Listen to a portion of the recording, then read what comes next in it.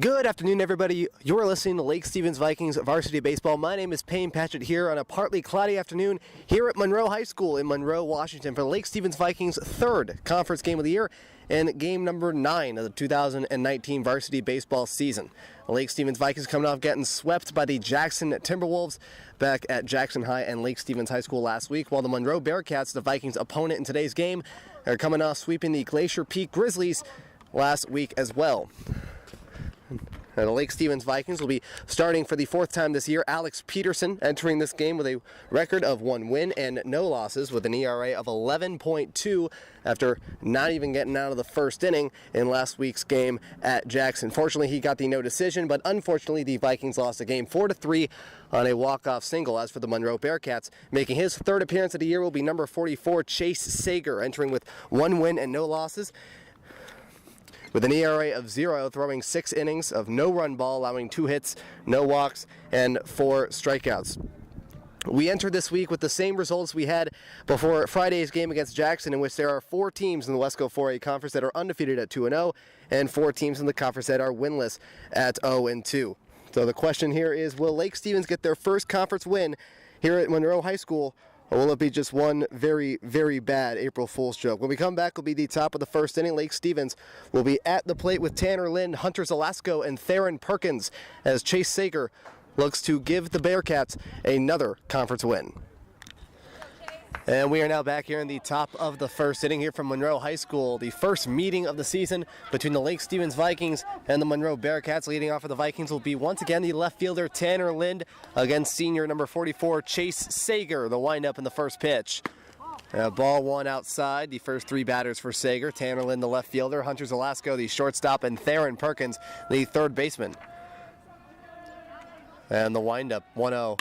Hard hit ball. This one going to center field. It'll land right in front of the center fielder, Luke Klein, and Tanner Lind starts off with a leadoff single in the top of the first. Here is the shortstop, Hunter Zelasco. Tanner entering with a .333 average, is 11 for 12 this year on the base paths. And Hunter Zelasco with a .333 average as well, 5 for 15 with 3 doubles. On the year, walked 7 times, got hit a team high 6 times. Throw the first is not in time. The defensive positions for the Monroe Bearcats, as told by manager Eric Chartrand. On the mound is Chase Sager. Behind the plate is Andrew Haight. On the infield at third base is Grant Davis. At shortstop is Gage Kirshenman. At the second base is Keegan Veely. And at first base is Ryan Lynch. And first pitch will be a ball 1 low. Zelasco tried bunting for that one. And the outfield, at left field is Luke Zamolik. Center field is Luke Klein. At right field is Hayden Comer, with Morgan Granich hitting for the pitcher Sager. 1-0. The pitch upstairs, ball 2. And the lineup for the Lake Stevens Vikings, as told by manager Josh White. The first 3 hitters, Lynn, Zelasco, and Theron Perkins. At the cleanup spot is Aaron Lampinen, the second baseman. 2-0. Strike 1 looking. The first strike of the afternoon for Sager. At the 5 spot is the designated hitter Trey Long. And at the 6 spot is the catcher Tommy Lindgren, moving up from his usual spot down the bottom of the order. And for today, starts with Tate Brust at the 7 spot at first base. And the 2-1, Sager. Low, ball 3. And at the 8 spot, center fielder Cameron Austin. And at right field for the 9 spot is number 8, Caden Pattison. Trey Long batting for the starting pitcher for Lake Stevens, number 22, Alex Peterson. The count is 3-1. Sager, pitch upstairs, ball 4. And the Vikings get the first 2 hitters to base. Tanner at second, Hunter at first for Theron Perkins. Enters today with a team-high .429 batting average, 12 of 28 with 6 doubles and 11 RBIs. Has hit the team's only triple and is 7 for 8 on stolen bases. And Theron, first pitch, is strike 1. And for Chase Sager, this is only his 3rd appearance this season. In the Bearcats' 9th game of the year, he has 1 win and no losses with an ERA of 0, allowing no runs, allowing 2 hits, striking out 4 in 6 innings total this year. The 0-1. Hard hit ball, this one getting past the shortstop. Tanner, is he going to ride around third? Yes, he is. The throw cut off by Grant Davis. The throw home is not in time. Zelasco moving to third. It'll be an RBI single by Theron Perkins. And the Vikings take an early 1-0 lead.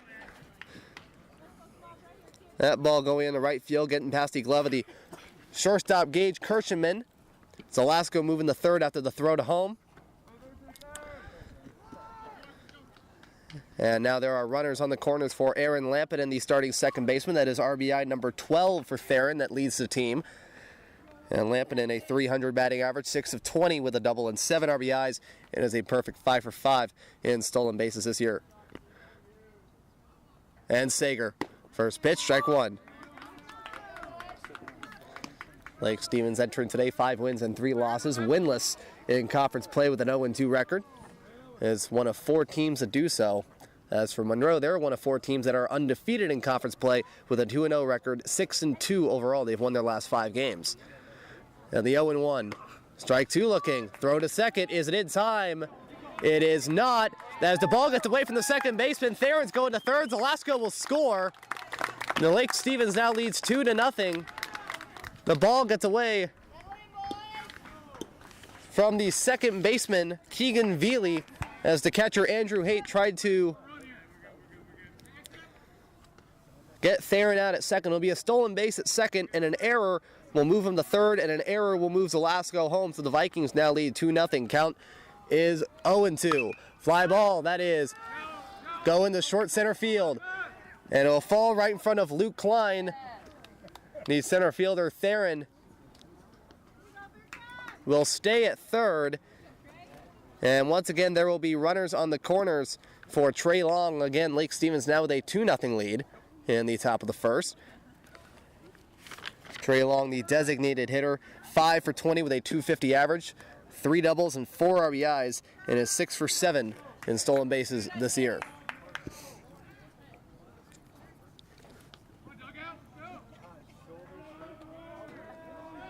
And Sager, the first pitch, and a chopper. This one going to the shortstop, who throws to first. It'll be in time, and a run will score. It'll be an RBI ground out by Trey Long, a 6-3 to the shortstop Gage Kirschenman. To the first baseman Ryan Lynch. The score is now 3-0 Lake Stevens, as Aaron Lampinen will move to second. It'll be RBI number 5 on the year. Here is Tommy Lindgren, the starting catcher. 5 for 16, a .312 average, and 2 RBIs. Tries bunting for it, goes outside, ball 1, and Andrew Haight looking to throw for ball 1. Now Chase Sager, he entered today's game with no earned runs. He now has 3 runs against him, 2 of them are earned. And Sager tries bunting for it, is a foul, as he'll hit the fence right next to the on-deck circle from Monroe. Count is even at 1 ball and 1 strike.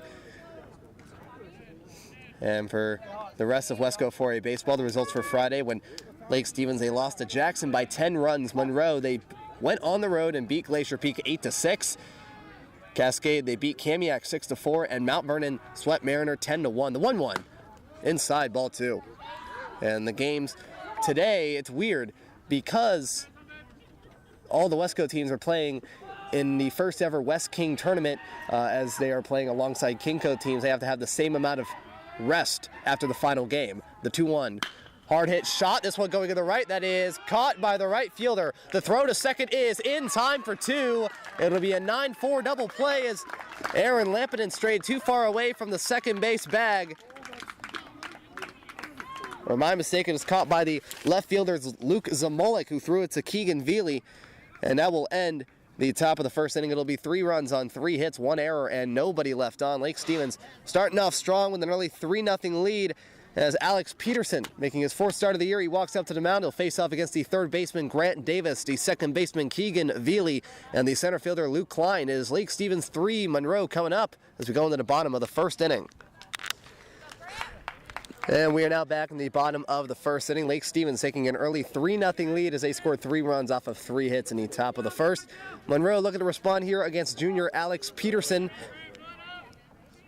And they'll start with the leadoff hitter, third baseman number 18, Grant Davis. And Peterson, the windup, first pitch. Low ball one to the catcher, Tommy Lindgren. The first 3 hitters from Monroe, it is the third baseman, Grant Davis, second baseman, Keegan Veely, and the center fielder, Luke Klein. Davis with a .231 batting average entering this game. The 1-0, low ball 2. With a .231 batting average, 7 runs, 4 RBIs, and a triple. Has been walked 9 times and struck out twice this year.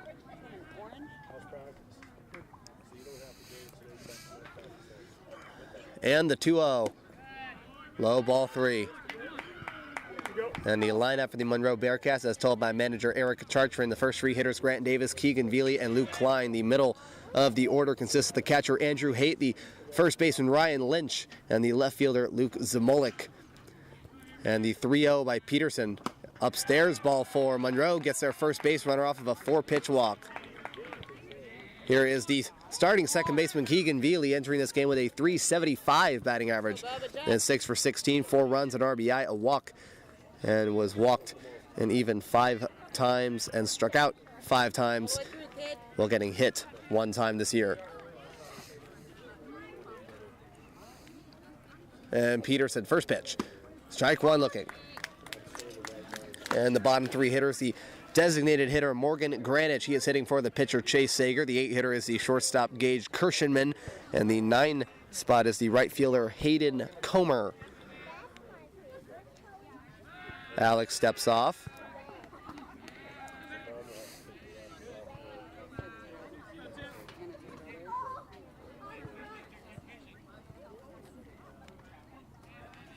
And Alex, the windup in the 0-1. Strike 2 looking.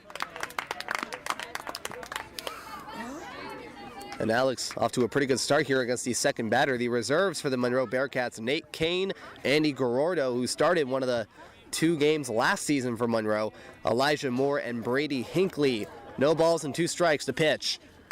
Outside, ball 1. And the defensive positions for the Lake Stevens Vikings, as told by manager Josh White. On the mound is Alex Peterson. Behind the plate is Tommy Lindgren. On the infield, third base is Theron Perkins. Shortstop is Hunter Zelasco. Second base is Aaron Lampinen. And first base is Tate Brust. 1 ball and 2 strikes. Peterson, the windup, the throw. Upstairs, count is even at 2 balls and 2 strikes. On the outfield, at left is Tanner Lynn. Center field is Cameron Austin. And at right is Caden Pattison. Trey Long will be hitting for the pitcher, Alex Peterson. Count is 2 balls and 2 strikes.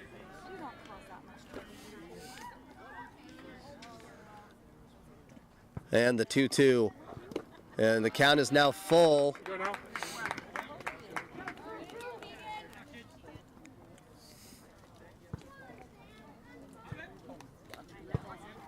Monroe coming off sweeping the Glacier Peak Grizzlies last week. Lake Stevens coming off getting swept by Jackson last week as well. Throw to first is not in time to the first baseman, Tate Brust. And as for the rest of the 4A games, the final series of the season was moved to today and Wednesday, April 3rd, to coincide with the amount of resting time for the tournament. Payoff pitch, outside, ball 4. And now Monroe starts with runners on first and second off of back-to-back walks here for Luke Klein, the center fielder. Timeout by Lake Stevens. Paul Manabuse, the assistant coach, talking with Alex Peterson and the catcher, Tommy Lindgren, as Luke Klein walks up to the plate.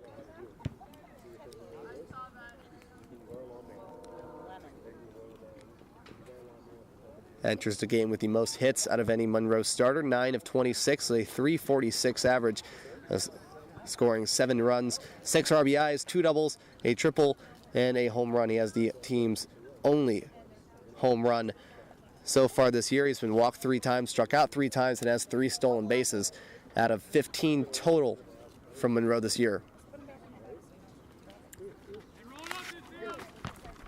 And so it's because of that rest with the West King tournament that the final 2 games of the year were moved to this week. So it'll be Lake Stevens at Monroe, Glacier Peak playing at Mount Vernon. Another matchup of two teams who was swept and swept batters. First pitch outside, ball one. It was another matchup of an 0-2 and 2-0 team. Cascade playing at Mariner and Kamiak playing at Jackson. And that'll be the same thing on Wednesday, April 3rd. Counts starts at 1-0, tries to bunt for it. That one is caught by Peterson. Throw to first, and it gets over the glove of the first baseman, Tate Brous, and the runners will advance. It was almost two, but an error by the pitcher, Alex Peterson, advances the runners. It was a nice play by the pitcher, Alex Peterson. He caught the bunt by Luke Klein, and he overthrew the throw to first to Tate Brust. Looked like he was trying to throw away from Luke Klein, but he may have been already walking to the dugout at that point. And now Josh White's talking to the infield umpire, trying to say, yeah, if that's the case, if Klein, who was already out, was interfering with the throw to first. And now he's talking to the home plate umpire about that. Wondering if that is two outs, because right now it stands as an error on Peterson that moved Davis to third from second and Keegan Veely to second base from first. And the main argument was Luke Klein, who was already out, in the way of the throw.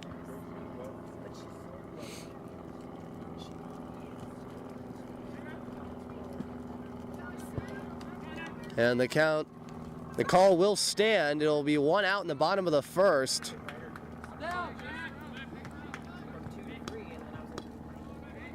For Andrew Haight, the starting catcher, a .200 average, 4 hits and 20 at-bats, 3 runs, 6 RBIs, 2 doubles, and 3 walks. Has struck out twice and has hit 2 batters.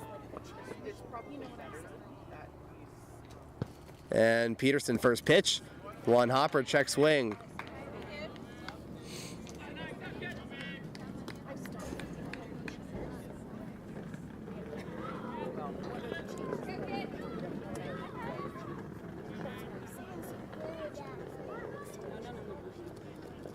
And Peterson getting the sign from Tommy Lindgren, steps off. Monroe, they have won their last 5 games entering today, including both in conference play. The 1-0 swung on and a chopper. This one going to Zelasco. Runner stay. Throw to first is in time. It'll score a run, as Davis will score from third. Monroe gets their first runner. Their first run on the board is now 3-1 Lake Stevens. On the ground out from Andrew Haight as it went to the shortstop Hunter Zelasco. Here is the first baseman Ryan Lynch. And the sophomore, 238, 5 hits in 21 at-bats, 5 runs and 3 RBIs. First pitch, outside, ball 1. That'll be an RBI for Haight, his 7th of the year. And currently leads the team among the Monroe starters. Count, it's 1 ball and no strikes.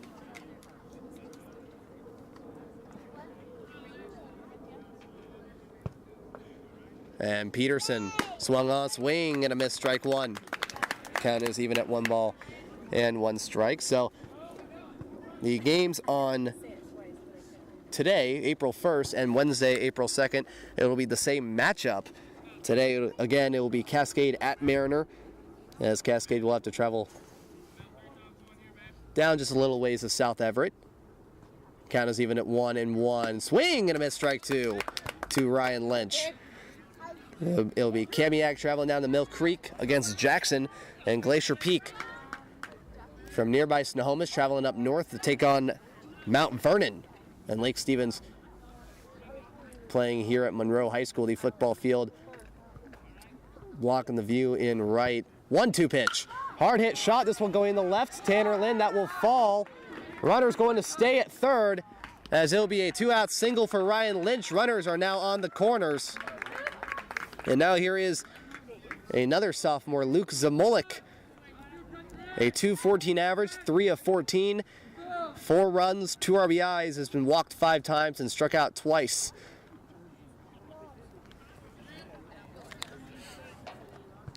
And on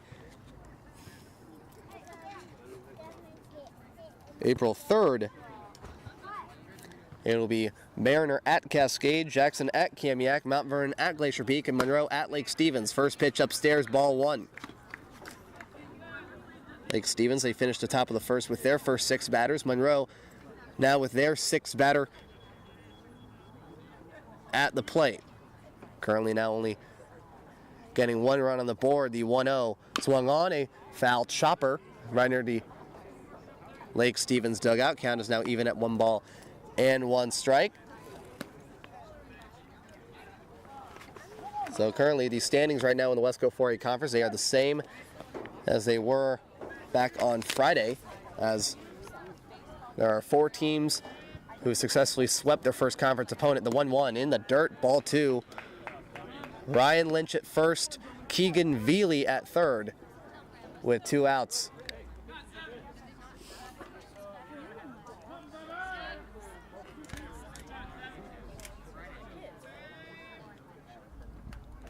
And the 2-1, Alex swing and a miss, count is even. That ball went to the top of the strike zone. Zamolik reaching for that one. Count now 2 balls and 2 strikes to Alex Peterson, who in his last start threw only 2/3 of an inning. He couldn't even get out of the first inning in his last start. The 2-2 fly ball, that is playable. It looks like that one going right near the fence, and the first baseman Tate Bruss not able to make the catch as he ran right next to the Monroe bullpen, right next to their dugout along the first base line. Count stays at 2-2. It was Tate Bruss, Aaron Lampinen, and Caden Pattison. They were all running for that one. Tate was the closest to it and couldn't get a good spot under it.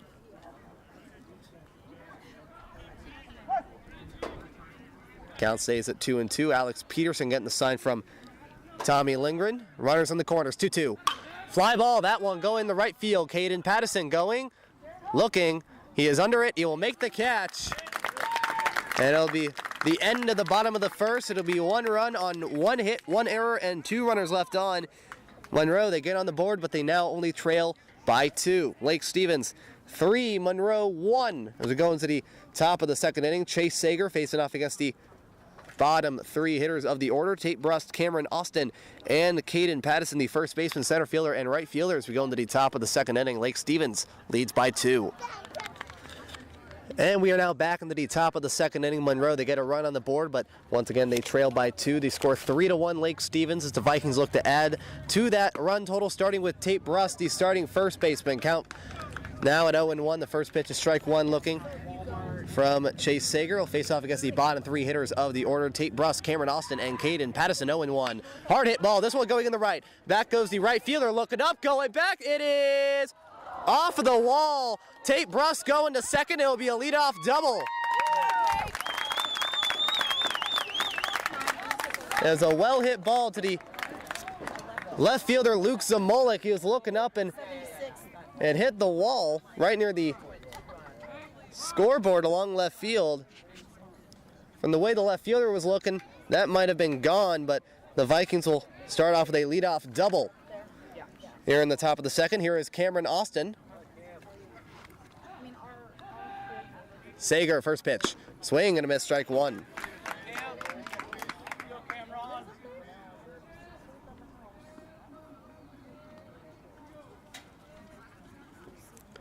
And Chase on 7 balls and 9 strikes for 16 pitches in that top of the first inning. Count starts at 0-1. Cameron tries bunting for it. This one going along the third base line, but is foul. Count now at 0-2.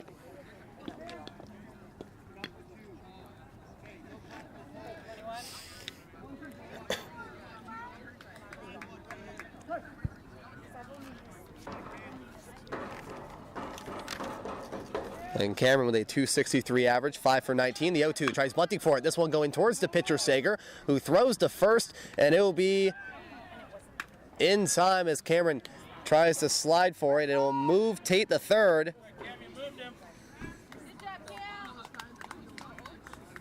As it was caught by the second baseman, Keegan Veely, instead of the first baseman, Ryan Lynch. Timeout by Monroe. Andrew Haight walking up to the mound as he'll bring up the number 9 hitter, Caden Pattison.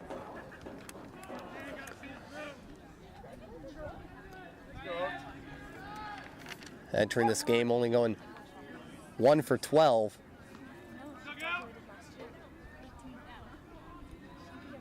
First pitch.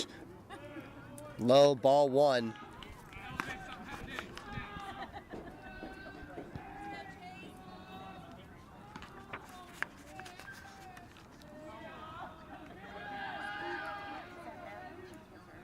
And the 1-0 low for a ball 2. Caden, his first start since the first conference game of the year at Jackson, in which he went 0 for 2 with a strikeout and a ground out, was replaced by Ethan Jansen. The 2-0, strike 1 looking.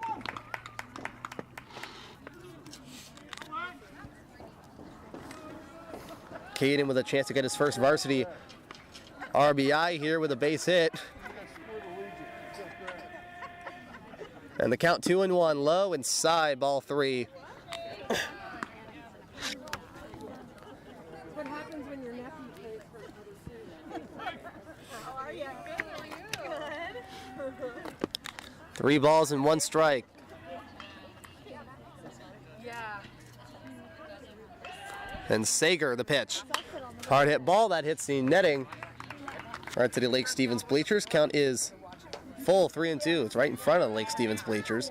And he reserves for the Vikings: Bailey Corley, Dominic Gray, Xander Fogel, Colton Hogel, who is now back in the reserves after missing out a couple of games. As a precaution for manager Josh White, Devin McWaters, and Ethan Jansen, as Hogel is also not in the bullpen, not scheduled to pitch. It's Gray, Perkins, and Fogel. The payoff pitch, fly ball, foul.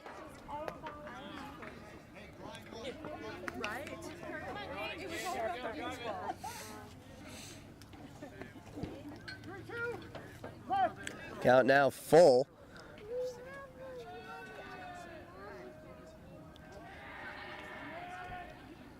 And Sager, payoff pitch, swing and a miss, strike 3. And Chase Sager gets his first strikeout of the afternoon, striking out the 9 hitter, Caden Pattison. Here is Tanner Lind, who hit a 1-0 pitch for a base hit to start the top of the first and was one of 3 runs that scored.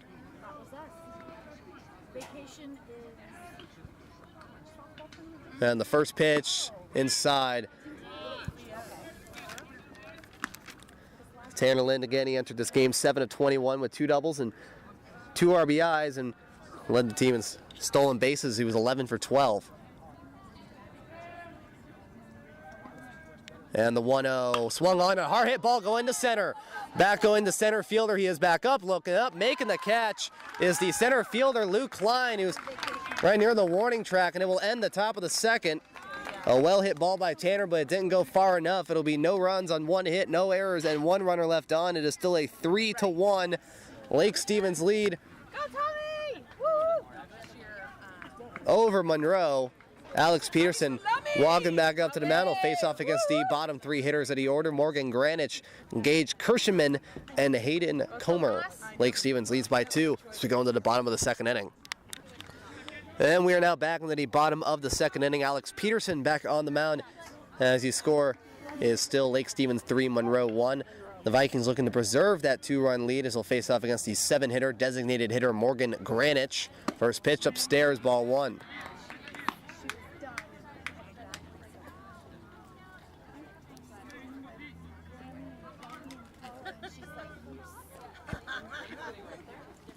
And the 1-0, strike 1 looking. Peterson, a rough first inning.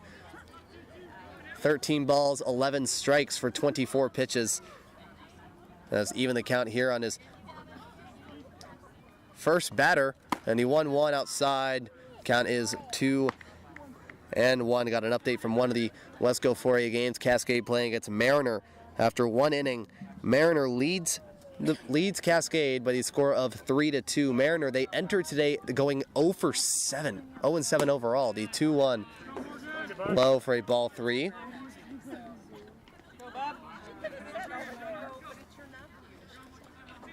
And Mariner looking for their first conference win. Cascade sweeping Kamiak. They're trying to stay undefeated too. And the 3-1 outside, ball 4, is the third walk for Alex Peterson as they'll face off against Gage Kirschenman, the starting shortstop. A 6 for 15 this season with a .400 batting average, 4 runs, 5 RBIs, 2 doubles, 2 walks, and struck out 5 times entering today's game. Morgan Granich is the 3rd time this year he has been walked. And the first pitch, strike 1 looking.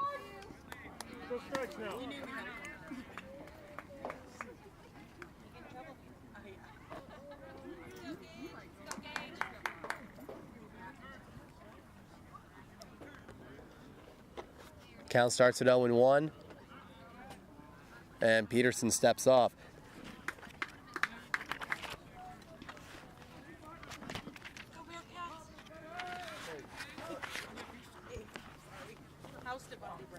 And the 0-1, strike 2 looking. Count now 0-2.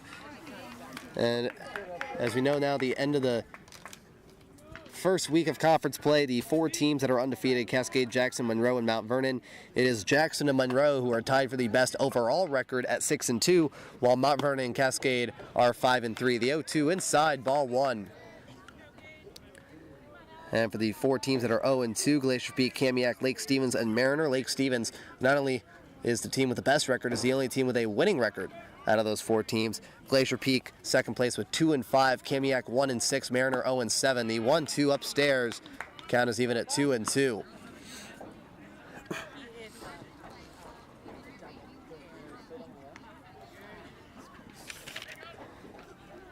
And after these 2 games, the Vikings will go back to their usual schedule. They'll play against the Kamiak Knights at Kamiak High School under the lights at 6 p.m. That is on Friday, April 5th. And the hard hit ball, that is foul. Count stays at 2 balls and 2 strikes. As it'll be Mariner at Glacier Peak, Cascade at Jackson, and Monroe will be playing against Mount Vernon after the series.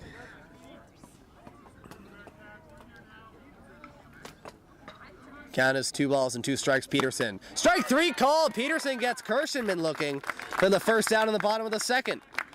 And here is the right fielder, Hayden Comer, number 10. 1 for 13 with a .077 average, 2 runs, 2 walks, and struck out 6 times for the right fielder.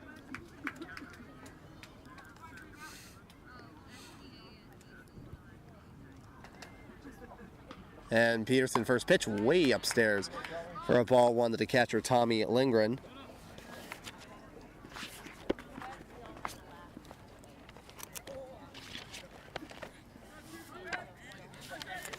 And one of the more interesting storylines entering today's game is not who's starting, but who's not starting. The 1-0 swing and a miss, strike 1, count is even at 1-1. There was a player last year for the Monroe Bearcats that was really good, Efton Chisholm. He had a .242 average, 15 runs, 5 doubles, 16 RBIs. Looked like he would be a very solid player for the Monroe Bearcats team, but decided after last year's football season and decided to opt out of baseball. And the 1-1 swing and a miss, strike 2. Count is now 1 ball and 2 strikes. And this is solely to the decision of Chisholm looking to pay attention on football more, as the football team will be starting their spring practices pretty soon. Count 1 ball and 2 strikes. Peterson the pitch. Swing and a miss. Peterson striking out Hayden Comer, swinging for the 2nd out. And they'll bring up Grant Davis. He was walked on 4 pitches and is the only run that's scored for Monroe.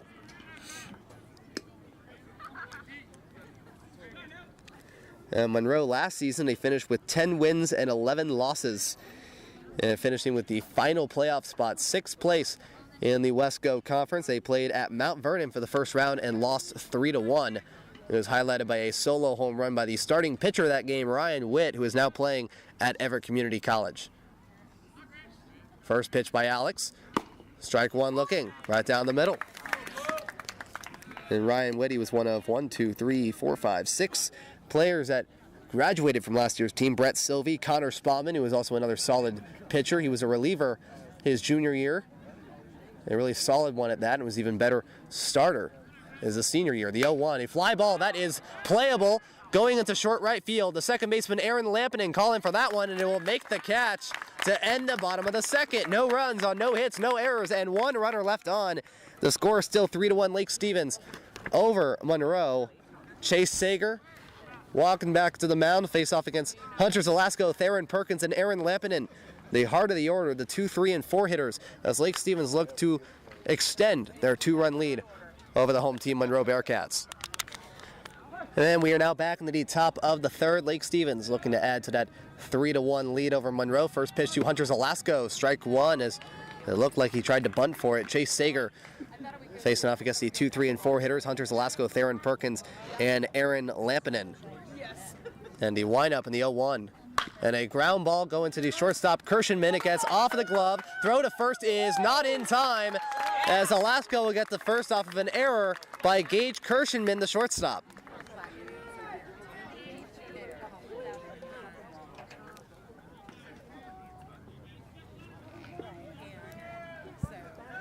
And Chase Sager throwing 30 pitches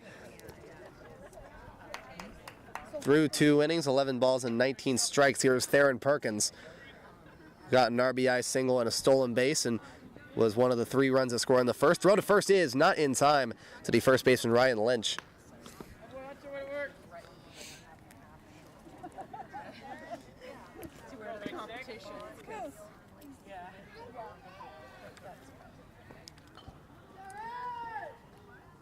And Sager, hard hit ball. This one foul as it goes past the third base line. Count starts at 0-1 for the second consecutive at-bat. As for Monroe, the other seniors that they lost ahead of Brett Sylvie, Ryan Witt, and Connor Spauldman, they lost Gordon Davis, Tucker Norton, and Saul Gonzalez. Norton and Gonzalez, 2 guys who were on reserves mainly for Monroe. The 0-1, a hard hit ball. This one going into center field.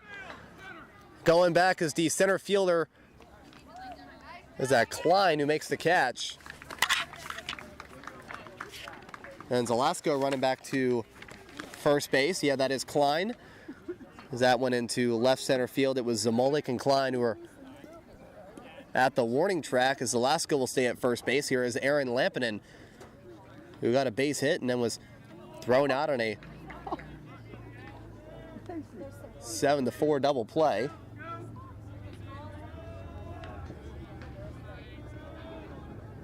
And Sager, the first pitch, swing and a miss, strike one.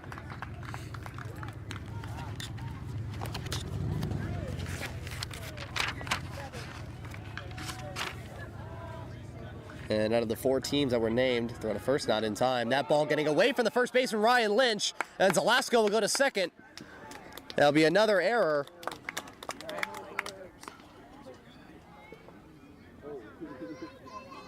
As Lake Stevens has a runner in scoring position for Lampinen, count stays at 0-1.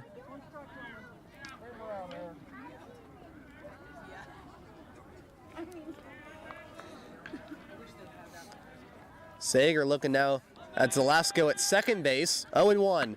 And that will hit Lampinen on the helmet. And there are now runners at first and second. Lampinen immediately running in the first.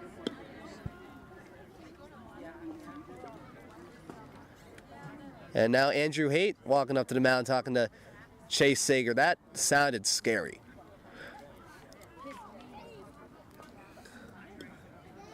As fortunately he is okay. He immediately went to first.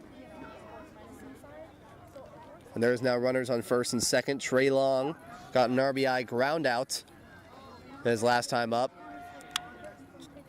Scoring Theron from third. First pitch. And a ball, throw to first, throw to third. And it'll be Zelasco sliding in safely as the throw is offline to the third baseman, Grant Davis. And Zalasko with a stolen base, and Lampinen with a stolen base, a second. Count starts at 1-0.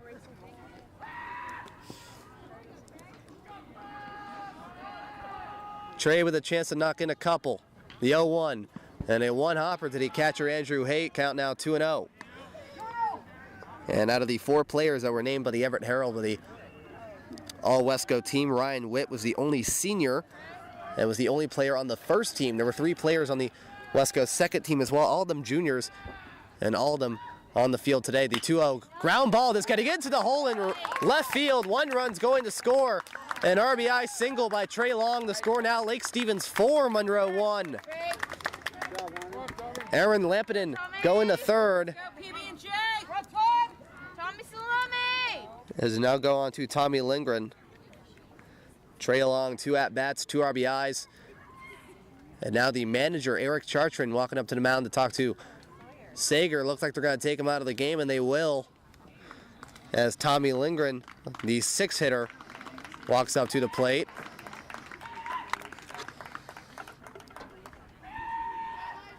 The Monroe jerseys, they do not have the numbers on the front, so it's hard to tell exactly who it is. And the umpire has just named out that it will be number 21, Elijah Moore, who will be the new pitcher for Monroe. We'll take a quick break here in the top of the third. Runners on the corners for the Vikings. They lead by 3 runs as Monroe now with a new pitcher on the mound.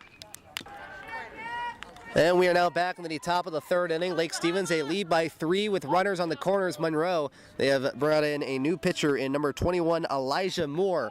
Entering this game, no wins and no losses, an ERA of 2.80. First pitch upstairs, ball 1. And Chase Sager finishing with 2 1/3 innings. 39 pitches total, allowing 5 hits. Currently allowing 4 runs, 3 earned. We're going to stay with 3 earned runs, although the overall run total may change. Show the first not in time to try and get Trey. He's walked 1 batter, struck out 1 batter, and hit 1 batter. Walked 1, struck out 1, and hit 1. It is time on the mound. Currently online for the loss, Elijah Moore. Again, no wins, no losses. The ERA of 2.80 in his 4th game of the year. Starts at 1-0 upstairs, ball 2. Also has a save under his name. He has thrown 5 innings, allowing 4 hits, 2 earned runs, walking 1 batter, and striking out 2. So Eric Chartrand deciding to have some of the more veteran pitchers in the second game. The 2-0 upstairs, ball 3. As according to Max Preps on the mound, you see there are some guys who have some experience, such as Brady Hinckley and Ross Lynch. Or Ryan Lynch, my mistake. Ryan Lynch, who is 3-0 with a 0.88 ERA, and the 3-0 low and inside, ball 4. Bases are loaded for Tate Brust. He had a double to right, not my mistake, left field. That looked like for a split second it was going to go out. And Tate with a chance to get a couple more on the board. So normally for Monroe, they're probably going to start either Brady Hinckley or Ross Lynch, either Wednesday or Friday. First pitch, a 1-hopper to the catcher, Andrew Haight. As both Josh White and Eric Chartrand have to go through the dilemma of playing 3 times a week. You got to have 3 pitchers. And Eric Chartrand decided to have their 3rd string play today. The 1-0, just missing the strike zone. Count is now 2-0. Ross Lynch, Ryan Lynch, 3-0, 0.88. Brady Hinckley, 2-0, 1.17. Pitch, a hard hit ball. This one going into left field. But it'll be the shortstop calling it for the second out of the top of the third. It's a fly ball here as Cameron Austin hit a sacrifice bunt, moving Tate to third. And unfortunately, he was stranded there.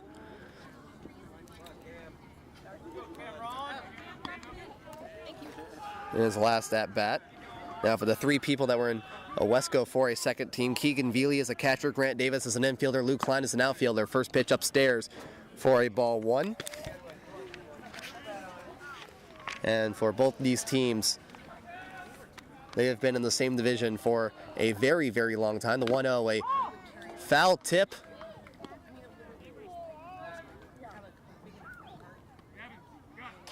It looks like there's a foul, and the count is now even at 1-1. Looked like a foul tip.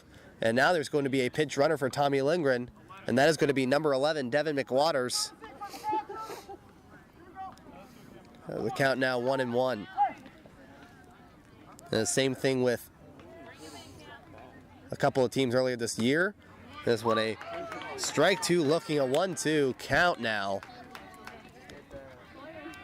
Lake Stevens with the bases loaded. Aaron Lampinen at third, Trey Long at second. Devin McWaters at first. The 1-2 goes low. Count is even 2-2. And Monroe and Lake Stevens, they used to play 4 times a year, and since 2015 has been down to 2 times a year due to a conference realignment. 2-2. Low, full count.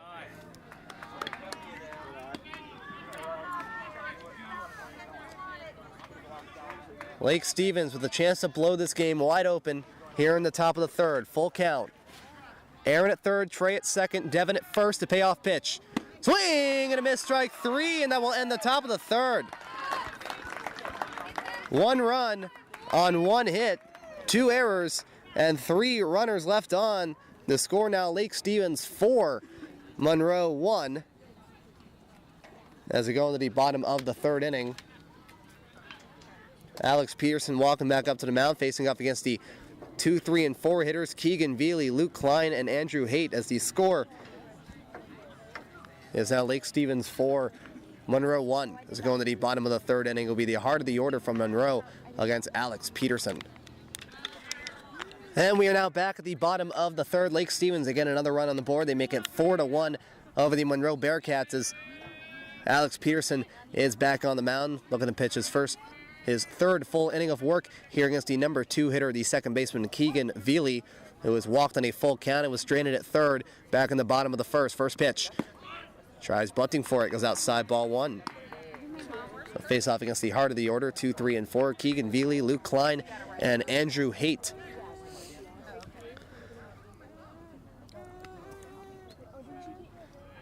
One and 0. They'll get past the catcher, Tommy Lindgren. Count now 2 balls and no strikes.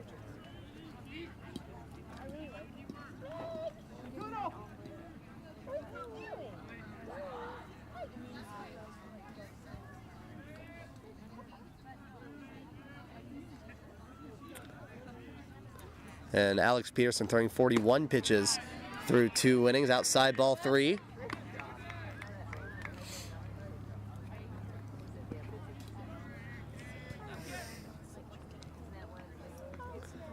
And starting off once again with a 3-0 count in the top of the inning. 3-0, ball 4. Alex Peterson starting off the 3rd straight inning with a leadoff walk.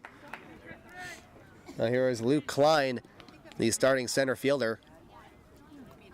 He tried bunting over Keegan the second and Grant the third on a bunt, but it was a short pop-up that was caught by Alex, and then he tried throwing to Tate to get 2 to no avail. Throw to first, a 1-hopper to Tate, not in time.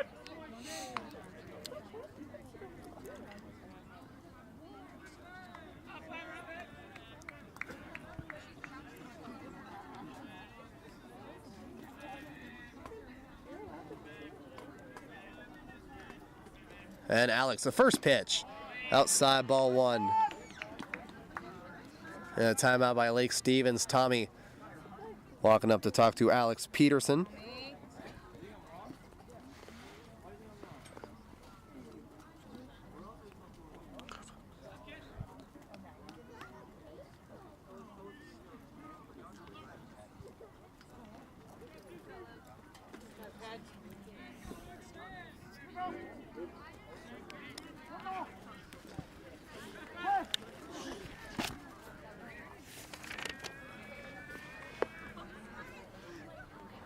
And Alex the 1-0, strike 1 looking.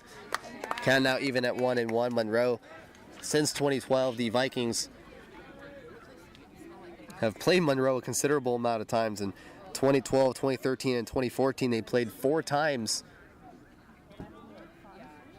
per season. Throw to first, not in time. Starting in 2012, where the Vikings won all 4 meetings, 9-0, 13-1, 26-11. That game was just a bunch of rain. at Lake Stevens High School, and the only game on the road in which the Vikings won 5-0. In 2013, the Vikings won 3 of 4. 1-1. Fly ball, this one going into right. Caden Patterson going back. Nope, center field. Cameron Austin. Moving up for the first out at the bottom of the third. That one going into center field. And I'll go for the first out at the bottom of the third. Andrew Haight, the catcher, who knocked in the only run for the Bearcats today on an RBI ground out to the shortstop Hunter Zelasco. It scored Grant Davis from third.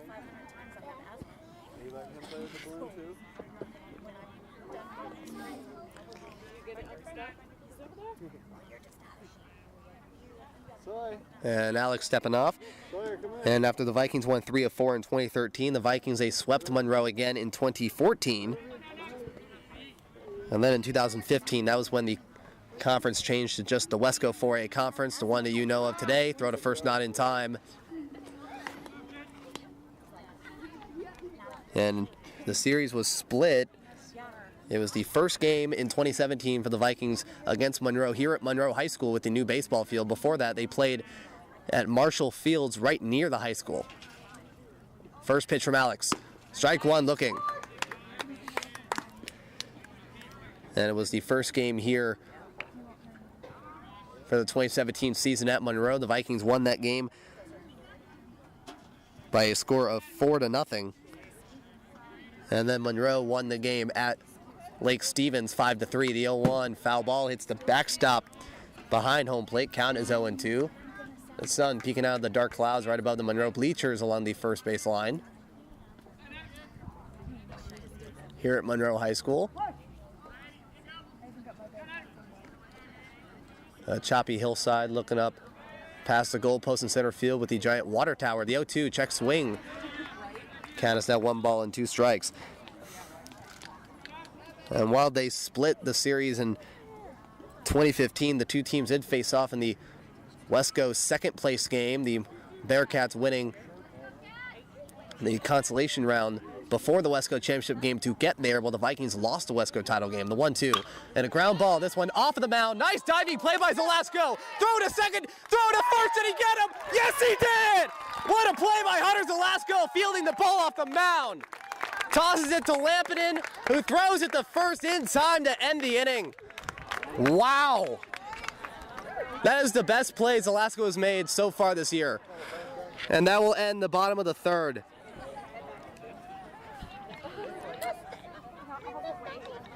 No runs, no hits, no errors, nobody left on. That will end the third inning.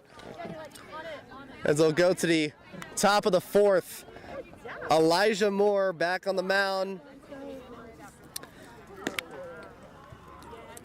As they'll face off against the 9-1 and 2 hitters, Caden Patterson again, Tanner Lind, and Hunter Zelasco for the first time around, as Lake Stevens looks to add to that 4-1 lead over the Monroe Bearcats. And we are now back at the top of the fourth inning. Elijah Moore looking to pitch his first full inning of work this afternoon as he'll face off against the number 9 hitter, Caden Patterson. First pitch, tries bunting for it, is foul. Moore will face off against the 9-1 and 2 hitters, Caden Patterson, Tanner Lind, and Hunter Zelasco.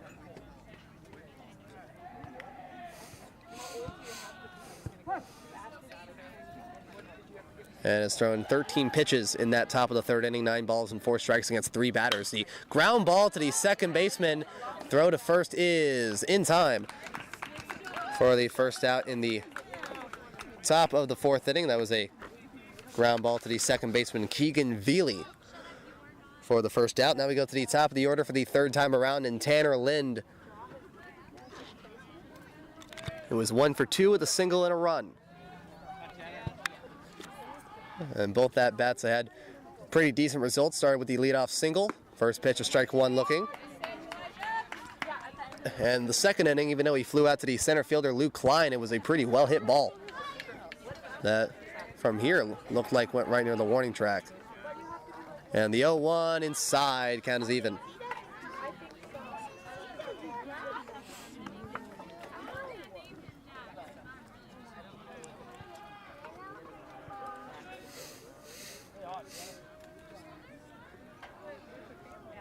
One. Strike two, same pitch. Elijah Moore freezing Tanner with a couple of curves there, count as 1 and 2. And the windup in the 1-2. Foul ball going past the left field line. Count stays at 1 ball and 2 strikes.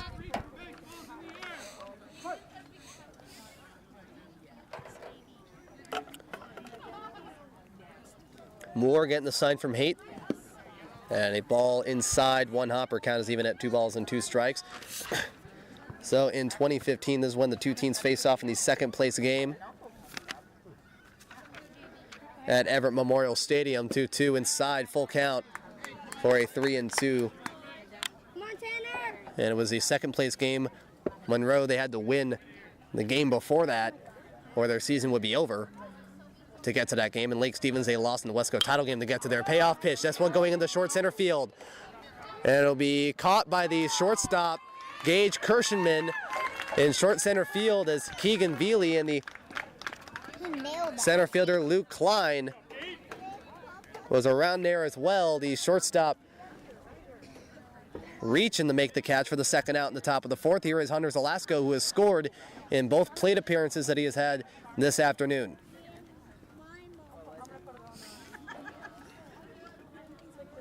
First pitch. And a ball 1. Couldn't get him with the curve this time.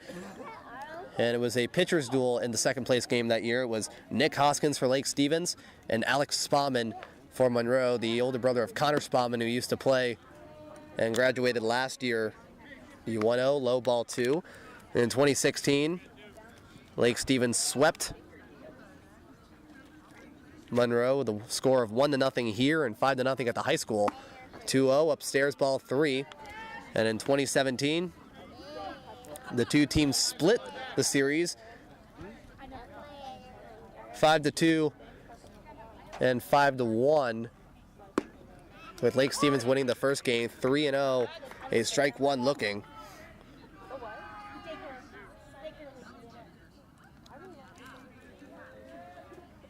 And the 3-1, low, ball 4, and Lake Stevens will get a runner on first with 2 outs in the top of the 4th. In 2017, it was the Vikings winning on the road and the Bearcats winning at Lake Stevens. Vikings winning 5-2 and Monroe winning 5-1.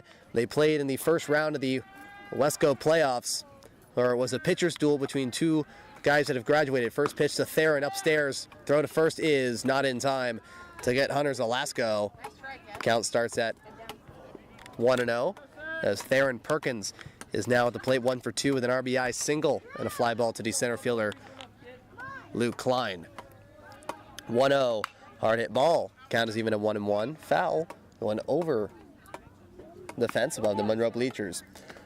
There's a pitcher's duel here at Monroe High School for the first round of the playoffs between Treston Dumelo and Connor Olmstead for Lake Stevens. Two guys who were both seniors, who were both fighting to keep their season alive. Connor would outpitch Treston, and the Vikings would win 2-0 en route to a Westco championship. That was the first year with Josh White at the helm as the manager. Throw to first, not in time. And then in 2018, the two teams split their series with Monroe winning here by the score of 7-2, and the Vikings walking off at Lake Stevens by a score of 2-1. The 1-1 outside at 2-1.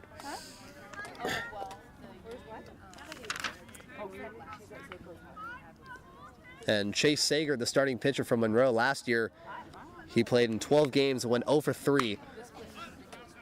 And a foul ball, count is even 2-2. As Chase Sager, he had an 0-3 record with a 5.37 ERA and 14 out of 30 allowed 11 earned runs and 18 hits. But so far he's looking to have a pretty good run here. Runner goes, fly ball, foul. This one going past the first base line. As Zelasco is running for second. Count stays at 2-2.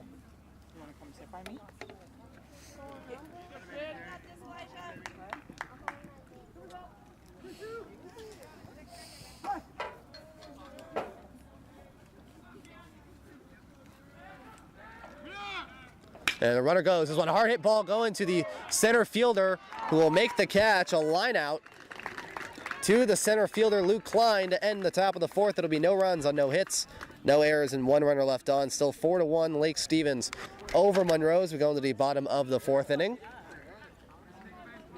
And Alex Peterson walking up to the mound again, throwing 52 pitches through 3 innings of play. He'll face off against the 5, 6, and 7 hitters Ryan Lynch, Luke Zamolik, and Morgan Granich.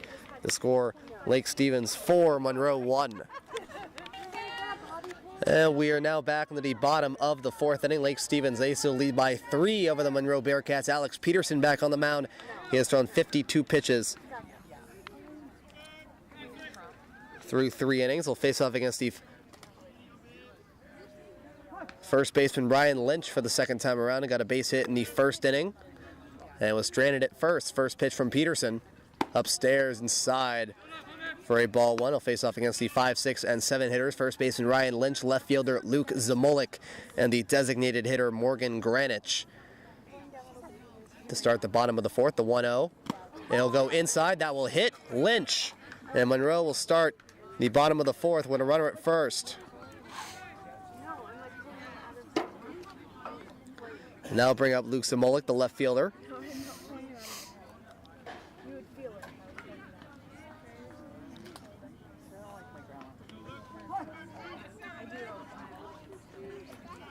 Alex looking at Ryan at first base, and the first pitch to the sophomore Zamolik. First pitch upstairs, ball 1.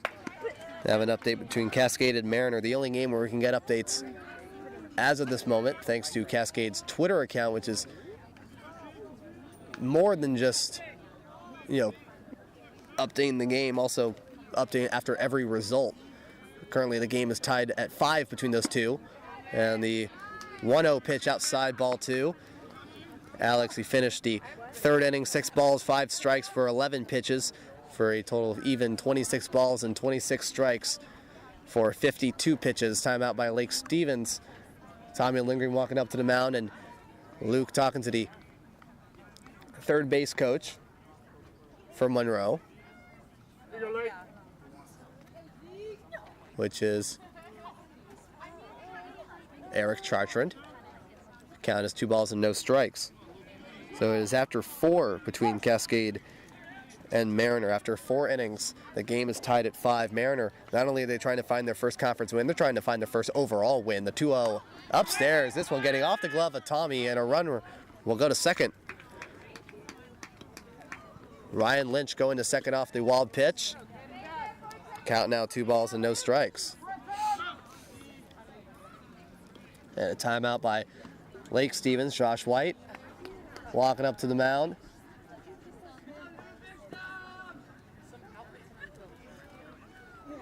And Josh White talking to Alex Peterson. Now the pitchers in the bullpen for the Vikings will start off with Dominic Gray. And now they're going to take Peterson out of the game, and they are going to put Dominic Gray in. So with a 2-0 count in the bottom of the fourth inning, Alex Peterson is taken out. And Dominic Gray will come in and try and keep this 4-1 lead intact. We'll be right back in the bottom of the fourth inning. Runner on second with nobody out, and a 2-0 count against Luke Zamolik. And we are now back into the bottom of the fourth inning. Monroe, they have a runner on second with nobody out, and I guess it's a 3-0 count instead of a 2-0 count for a new pitcher, Dominic Gray, against Luke Zamolik. The pitch, and I guess it was just a 3-0 count instead of a 2-0 count, so that'll be the first pitch for Dominic Gray, and it puts runners on first and second for Morgan Granich. The first full plate appearance that Dominic Gray will face this afternoon. Gray is pitching in his 5th game of the year, throwing 7 1/3 innings, allowing 6 hits, 6 walks, allowing 4 earned runs, striking out 8 batters. He has no wins and no losses with an ERA of 3.94. Runner goes. This one going down the third base line. Theron fielding it. Cannot throw to first. Is it in time? No, it is not. Throw to third is not in time. as the bases are loaded with an infield bunt single by Morgan Granich. And now bring up Gage Kirshenman, who struck out looking in the bottom of the second. The game-tying run now at first base in Granich. And Alex Peterson currently 3+ innings, allowing 57, or throwing 57 pitches, allowing 1 hit. Currently 1 earned run, although that may change. He walked 4 batters and struck out 2, hit a batter and threw a wild pitch. And is currently on line for the win. And Gray, first pitch, inside, ball 1.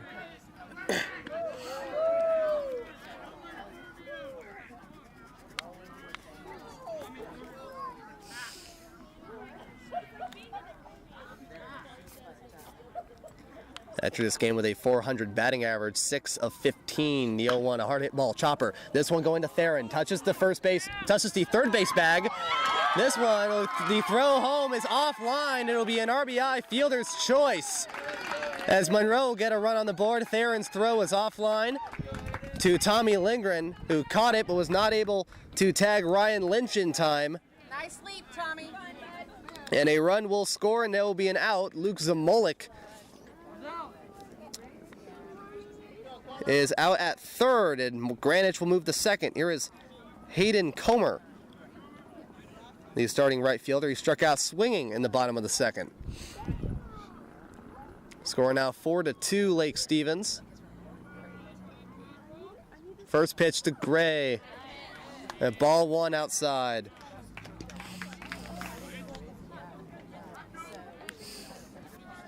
As another errant throw by the Lake Stevens defense. Another one back in the first inning where it was almost a double play after the bunt to Peterson. This one inside, ball 2.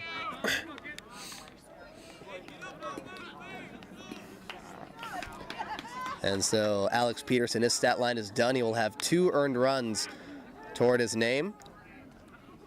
As Granich on second and Kirshenman at first are the responsibility of Dominic Gray. 2 balls and no strikes to wind up the pitch.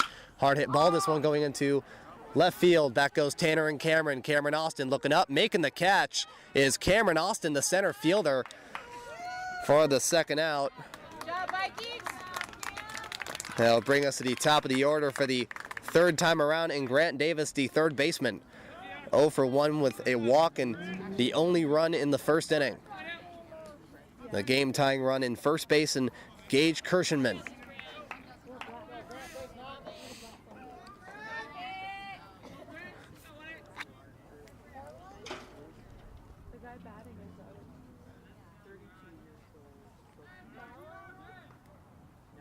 And Gray looking at second. First pitch. Strike 1 looking.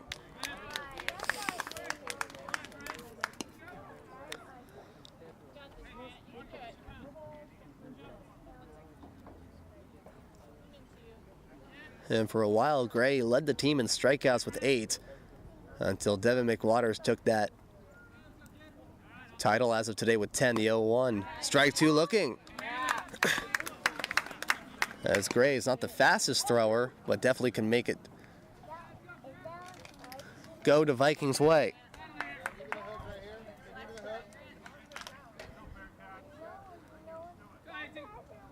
Gray with a chance to end the inning. No balls, 2 strikes.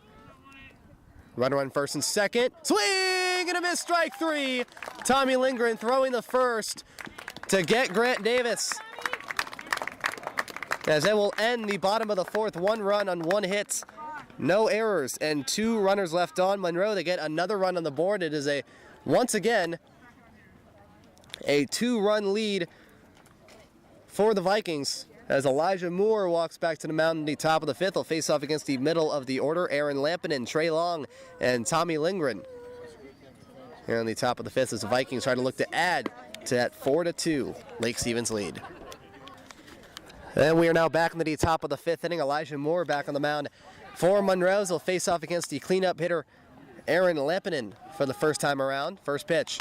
And a swing and a miss as the ball gets off of the catcher's mask of Andrew Haight.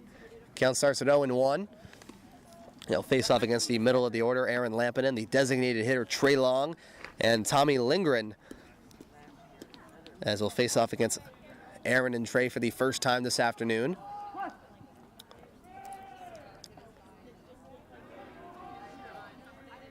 And the windup in the 0-1 inside.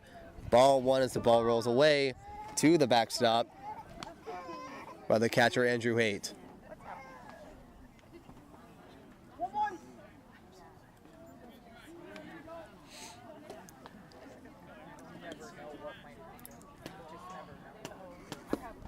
And the 1-1 low for a ball two.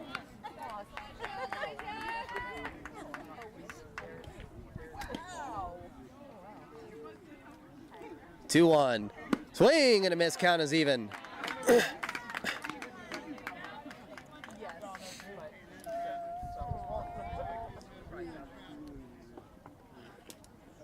And the 2-2 pitch by Moore.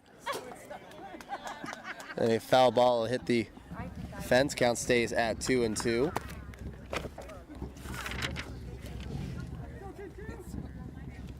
Smalls, get it out. Count stays at 2-2. The windup. Hard hit ball going into center field. Back goes Luke Klein, who will call it and will make the catch in right center for the first out in the top of the fifth. Here is Trey Long, the designated hitter. He is 1 for 2, with both plate appearances ending in RBIs for Trey.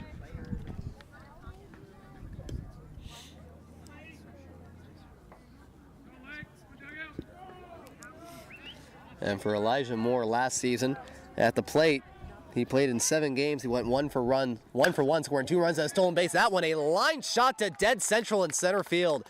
Almost taking out the pitcher as he just gets out of the way. And they'll go for a 1-out single in the top of the fifth.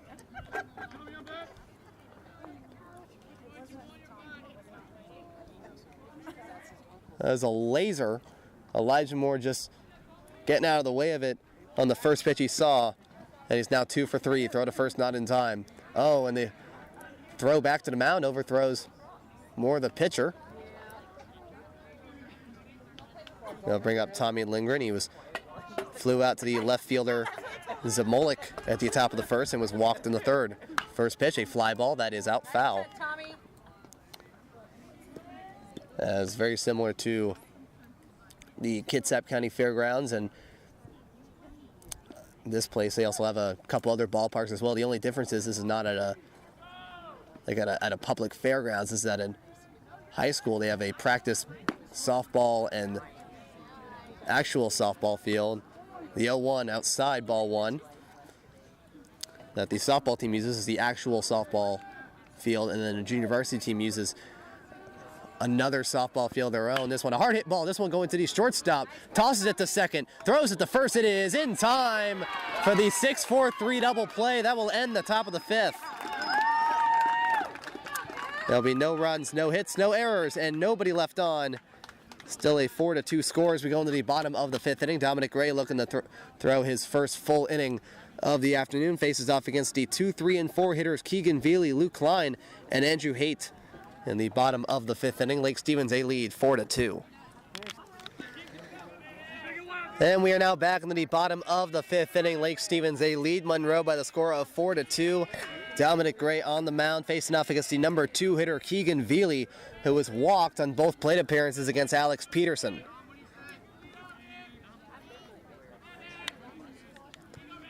And the first pitch, wind up throw outside for a ball one.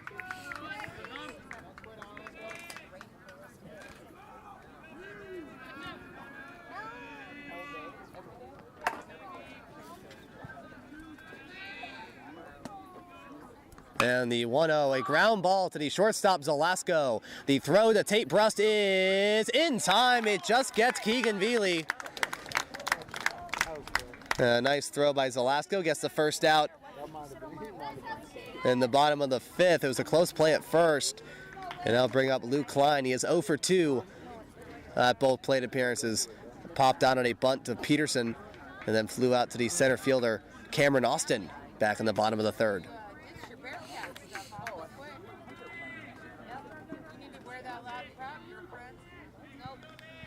And Gray, the first pitch, Strike one looking from the sophomore. And Gray in the bottom of the fourth, he threw 6 balls and 6 strikes for 12 pitches. You look like a race car driver, girl. Total in the bottom of the fourth. The 0-1. Hard hit ball, this one going into left field. Back goes Tanner Lynn. Tanner, he is looking. He makes the catch at the warning track for the second out. Now bring up the catcher, Andrew Haight, who is also 0 for 2 in his last 2 plate appearances. The only difference is that one of those outs back in the bottom of the first resulted in an RBI. It was a ground out to Hunter Zelasco, but then the third inning he hit the 6-4-3 double play to end the inning. First pitch, low ball 1. That double play in the third inning, it got off the mound. It was fielded by Zelasco. He dove to his left, and then he backhanded it to Aaron Lampinen, who threw it to first in time to get Haight out at first. The 1-0, ball 2 inside. And now Hunter Zelasco, both this year and last year, has made a fair number of great plays at shortstop. That is up there as one of his best.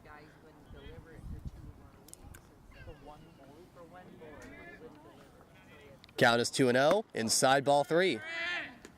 And Andrew Haight last year played in 20 games. He was 10 for 40, 250 batting average with 11 runs, 2 doubles, 8 RBIs, was walked 3 times and struck out 4 times. 3 balls and no strikes.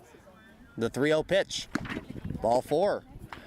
And Monroe gets a base runner on with 2 outs in the bottom of the 5th. Here is Ryan Lynch, who got hit on a 1-0 pitch. Is going to be a pinch runner. And it'll be number 13, Nate Kane, who will pinch run for the catcher, Andrew Haight. Kane, he only played in 1 game last year for the varsity team. As a freshman, went 0 for 1 with a walk and an RBI. Now here's Ryan Lynch, another sophomore. First pitch, check swing, strike 1 looking. Scored the only run in the bottom of the 4th after he was hit on a 1-0 pitch by Alex Peterson.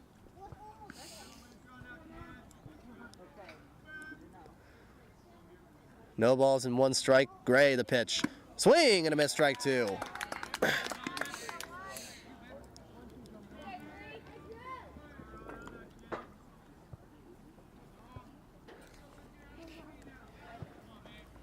And Gray, no balls, 2 strikes. From the sophomore, the pitch outside.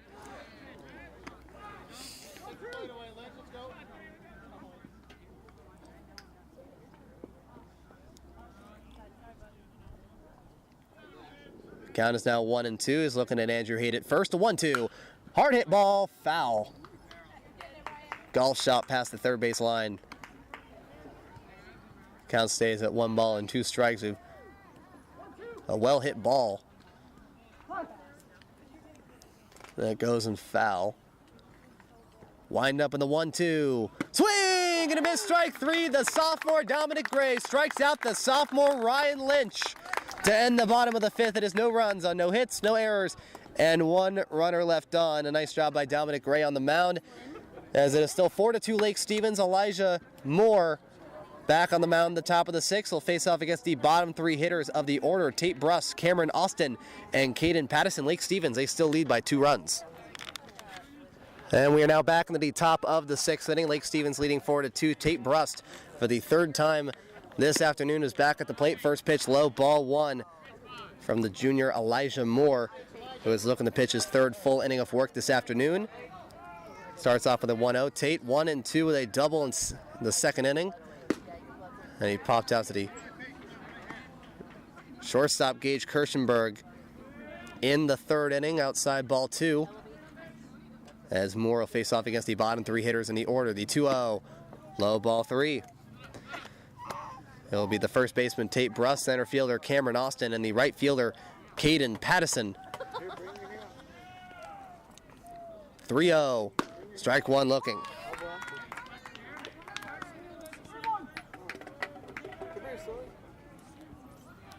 And Elijah Moore now throwing 40 pitches through 2 2/3, more than the starter.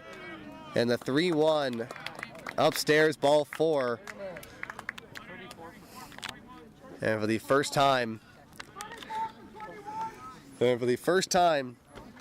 since the third inning, the Vikings are going to start off with a base runner. Now pinch hitting for Cameron Austin at the 8th spot will be number 34, Bailey Corley. It's one of two players for the Vikings to hit a home run. He hit a homer against Meadowdale and was walked in his last plate appearance last Wednesday. First pitch, a strike one looking, or my mistake, last Friday against Jackson when the Vikings lost 11-1. Count starts at 0-1 after a strike one looking, the 0-1. Low and away. Count is even at 1 ball and 1 strike.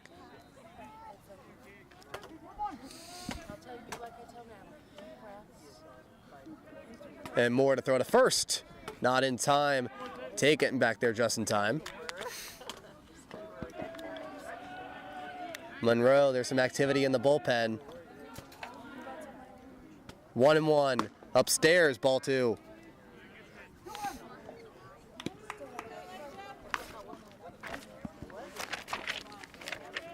Bailey, 1 for 1 with that home run. Was also walked once and hit once. This one a hard hit ball, foul. Count is even at 2-2.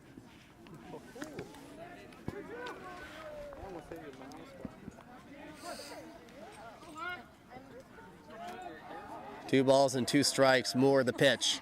Hard hit ball, chopper. This one getting into the hole in center field. Bailey Corley with a single that moves Tate the second. And he is now 2 for 2 on the year. And Cameron Austin will pinch run for Bailey on the base paths. And a timeout by Monroe, as they either might take out Elijah Moore here or it might be a warning. And it looks like it might be a warning. There is a pitcher in the bullpen for Monroe. As Lake Stevens, they look to capitalize on that 2-run lead. With Caden Pattison, he's 0 for 2 striking out in the second inning. And then grounding out to the second baseman Keegan Veely to start off the top of the 4th. And these two teams will face off against each other on Wednesday, April 3rd at Lake Stevens High School. For Eric Chartrand, he has a choice between 2 guys, Ryan Lynch and Brady Hinckley, 2 guys who are very, very good statistically on the mound for Monroe, and they are both sophomores, believe it or not. First pitch, low, ball 1. But Chartrand's got to pick carefully here, because after that meeting on Wednesday, the Bearcats are going to face off against the Mount Vernon Bulldogs. So he might start either one against a Bulldogs team that's lost only 4 guys due to graduation last year. The 1-0 chopper, his defense right next to the Monroe dugout. Count is even at 1-1. For Lake Stevens, Josh White, he has an option of a few pitchers in his arsenal. He has Devin McWaters, who only appeared once this afternoon. Pitch ran the 1-1, a hard hit ball. This one going foul past the third base line. Count is 1-2.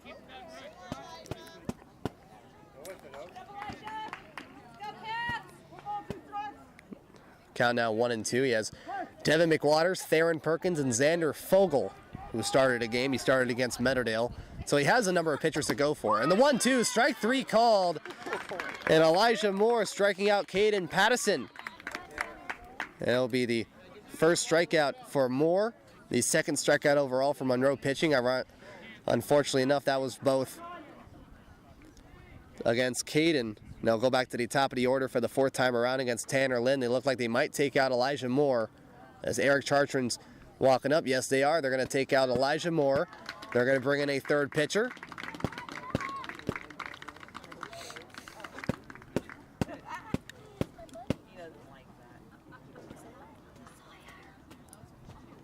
So we'll be looking at, and it will be number 30, Brady Hinckley. He'll go on the mound, a sophomore for Monroe. We'll take a quick break here in the top of the 6th inning. Lake Stevens, they lead 4-2, 1 out. Runners on first and second. And we are now back in the top of the 6th inning. Monroe bringing in their third pitcher of the afternoon, number 30, Brady Hinckley. First pitch upstairs, ball 1 to the leadoff hitter, Tanner Lynn, for the 4th time around. Hinckley, 2 wins and no losses with an ERA of 1.17 in its 5th start of the year. He has thrown 12 innings, allowing 12 hits, 2 earned runs, walking no one, and striking out 13. This one a ground ball into the hole in right center. Tate running around third, or my mistake, left center. The throw home is cut off by the first baseman Ryan Lynch on a 1-0 pitch. Tanner Lind gets an RBI single. And Lake Stevens now leads by the score of 5-2. It was a ground ball that got into the hole in left center, my mistake, not right center. And Tate hesitated after he saw where the ball was going to be. And when he saw that it got into the outfield, he started running and ran all the way for a run. Here is Hunter Zalasko. No official at bat, got walked twice and scored 2 runs. Austin at second. First pitch, a ball 1. Again, Brady Hinckley. In 12 innings, he has allowed 12 hits, 2 earned runs. He has walked nobody and has struck out 13 batters. No walks and 13 batters is very impressive. Count 1-0. Low ball 2. Monroe recently, they've been led partly by their pitching. Brady Hinckley, Luke Zamolik, and Ryan Lynch. Huge contributors to that. Zamolik, 13 hits, 7 earned runs. These walk to strikeout ratio is impressive. The count now 3-0 as it goes outside. For Luke Zamolik, it's 3 walks and 11 strikeouts. And for Ryan Lynch, 2 walks and 22 strikeouts. Ooh, geez. The 3-0. Strike 1 looking.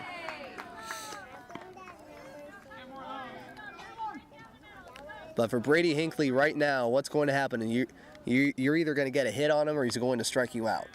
Because he has now 14 hits, 13 strikeouts. And a foul ball. Count is full.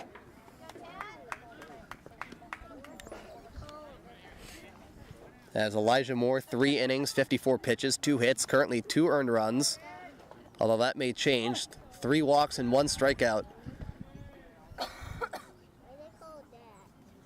And Moore, Hinckley, the playoff. Not Moore, the fly ball. This one going into short center.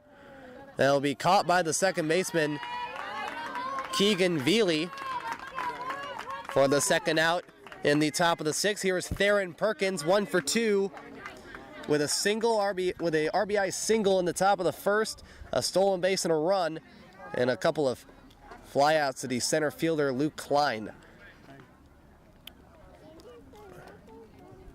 And Hinckley, first pitch in the dirt, ball 1.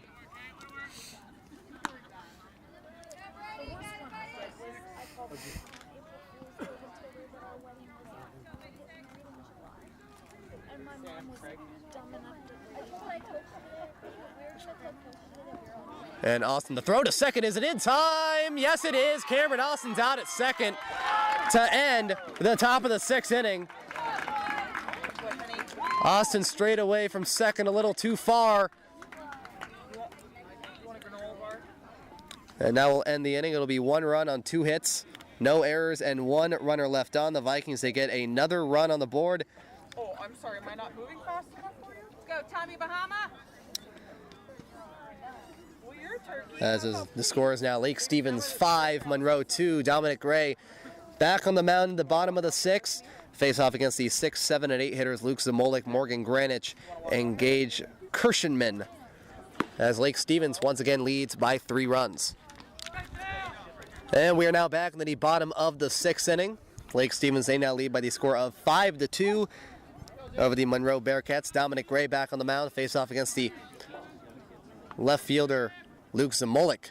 First pitch.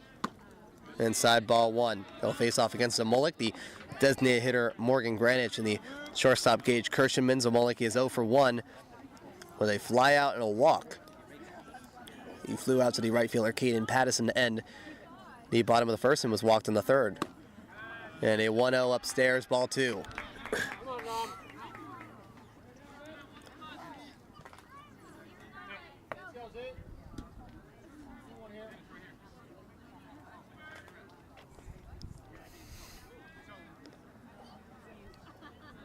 And Dominic, the 2-0. Strike 1 looking.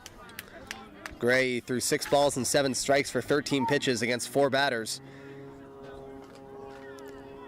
for a total of 12 balls and 13 strikes for 25 pitches.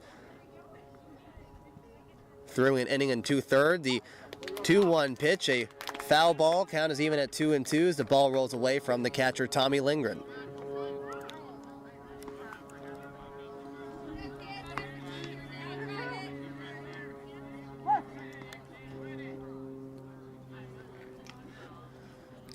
Count 2-2 to start off. The bottom of the 6th pitch. Hard hit ball, this one going into center field. It'll be caught by Cameron Austin to start off the 6th inning. Here is Morgan Granich. Got a walk in the 2nd inning and a base hit in the 4th.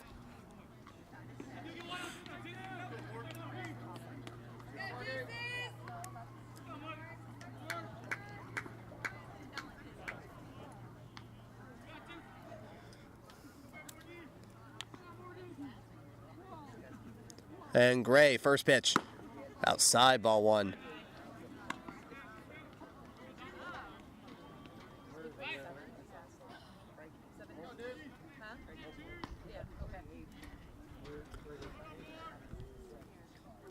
And Gray in the stretch, 1-0, pitch. Ball 2.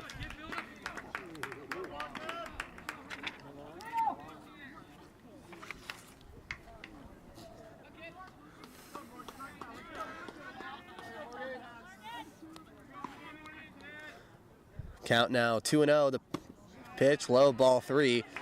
So the West King tournament now coming up, it would make sense that we would look at the Kinko 4A standings as well. And with every passing game, the standings just constantly change. It was Eastlake and Redmond now tied for first. Now it's Eastlake and Inglemore at 5-1. And the 3-0 upstairs, ball 4. And Granich walked for the 2nd time. Brings up Gage Kirschenman. 0 for 2 with a strikeout and an RBI fielder's choice in the 4th inning.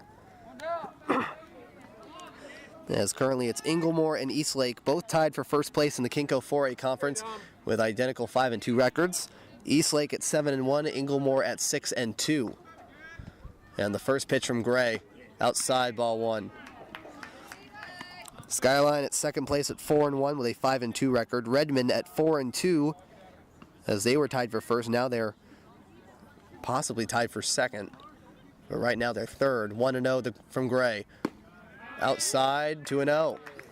A close pitch there by the sophomore. There are 3 teams with identical 3-3 records that would take the final 3 spots in the bracket if the season ended today. That is Mount Si, Issaquah, and Bothell, with Mount Si getting all 3 of their conference wins.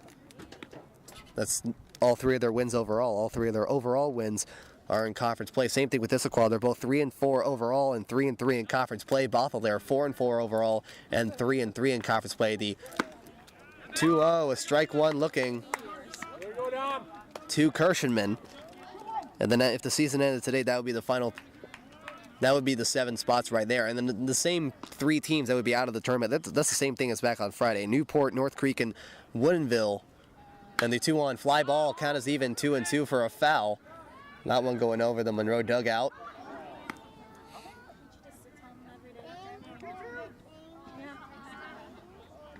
And it looked like that hit something. There was a couple people laughing in response to that. 2 balls and 2 strikes. Gray the pitch. Outside, full count. And for the final 3 teams, Newport, North Creek, and Woodinville. It's just hard to believe to see that Woodinville would not be good at any sport. They're an athletically decent school overall. Just baseball team. They're 1-7. Payoff. Outside, ball 4. And Monroe has runners on 1st and 2nd for Hayden Comer, who was 0 for 2 with a strikeout and a flyout. Struck out in the bottom of the 2nd and then flew out to the center fielder Cameron Austin. In the bottom of the 4th, they're going to take out Dominic Gray, and they're going to bring in Xander Fogel in the bottom of the 6th inning. And a great job by Gray. I'll take a quick break here in the bottom of the 6th. Monroe 1 out and runners on 1st and 2nd. Lake Stevens a lead by 3. The game-tying run is at the plate in right fielder Hayden Comer. And we are now back in the bottom of the 6th inning. Lake Stevens bringing in their 3rd pitcher of the afternoon in junior Xander Fogel. Face off against Hayden Comer with runner on 1st and 2nd and 1 out. A timeout by Comer. Right as Xander was about to throw. And Dominic Gray finishing 2 innings. 1 hit, currently with no earned runs, but that may change. He also walked 4 batters, and he also struck out 2 batters. First pitch from Xander, low ball 1.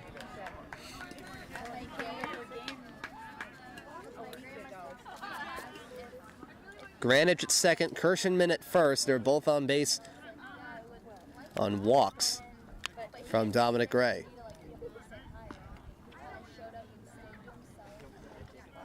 And the 1-0.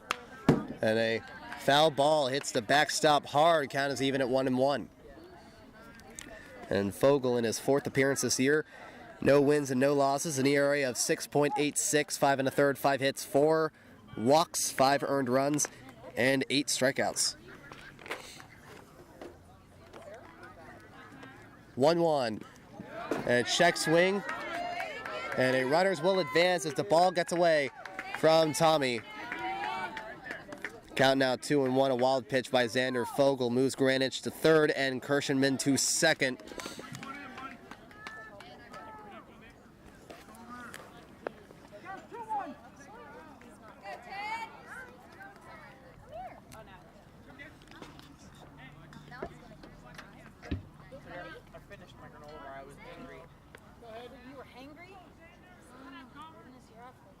Two balls and 1 strike, wind up Fogel. Hard hit ball, this one going to Lampinen, who throws to first. Throw to home for 2, did he get him? No, he did it! Granich is safe!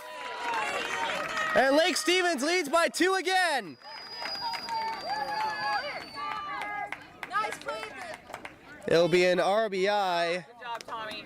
It'll be an RBI ground out for Hayden Comer. And Lake Stevens now leads by 2 once again. It will score Granich from third as he barely got past a tag of Tommy.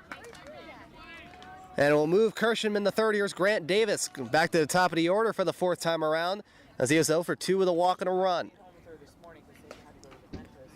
Fogel first pitch. Ball 1.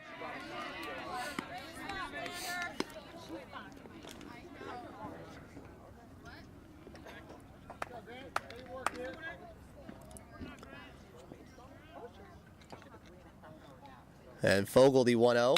Fly ball, foul. This one going past the Monroe dugout over the netting. That is positioned above the Monroe dugout. Count is even at 1-1.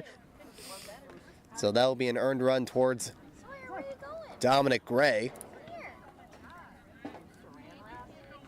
as he was the one who got on base. Got him on base. And the 1-1 pitch, strike 2. Against Grant Davis in his last at bat against Dominic Gray. Struck out swinging to end the bottom of the 4th. Now with a runner on third, Fogel with a chance to get him out here. The 1-2 outside, count is even.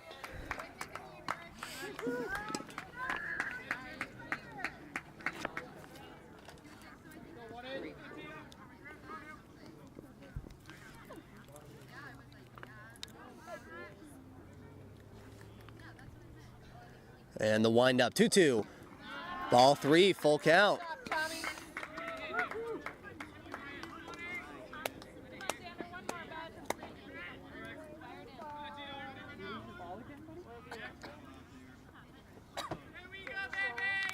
And Xander, full count. The pitch. Fly ball, center field. Back goes Cameron Austin. He's looking up. Makes the catch to end the 6th inning. 1 run on no hits, no errors, and 1 runner left on. Monroe, they get a run on the board. Lake Stevens, once again, they lead by 2 runs by the score of 5-3. Brady Hinckley, welcome back to the mound, the top of the 7th, facing off against the middle of the order. Aaron Lampinen, Trey Long, and Tommy Lindgren, as the Vikings try to add something here in their final inning at the plate. And we are now back in the top of the 7th inning. Brady Hinckley back on the mound for Monroe here in the top of the 7th as the Vikings look to add to their 5-3 lead over the Monroe Bearcats. It'll be Theron Perkins, my mistake. Not going to start with Aaron. It's going to start with Theron Perkins in the 3, 4, and 5 spot as he'll try to finish his at bat. As it was halted in the top of the 6th after Cameron Austin got out from trying to take second back on the 1-0 fly ball going to the center fielder Luke Klein, who is under it and will make the catch in the top of the 7th.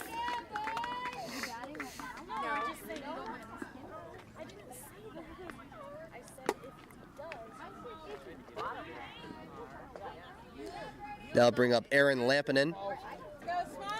1 for 2 with a single, who was hit by Chase Sager and flew out to the center fielder Luke Klein in the top of the 5th. First pitch from Hinckley.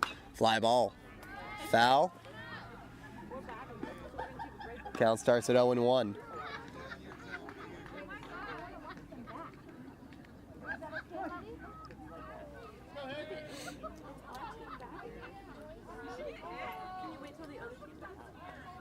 And Hinckley, the 0-1. Strike 2 looking.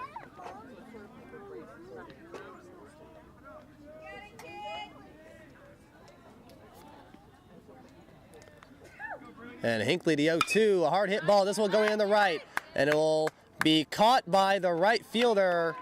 Yes, it will be caught by the right fielder, Hayden Comer, for the second out. He stumbled a little bit while trying to get to that one, but he will make the catch for the second out. And here is Trey Long, 2 for 3 with 2 singles and 2 RBIs on the afternoon here at Monroe High School. And Hinckley, the windup, first pitch, and a foul chopper. Count starts off at 0-1.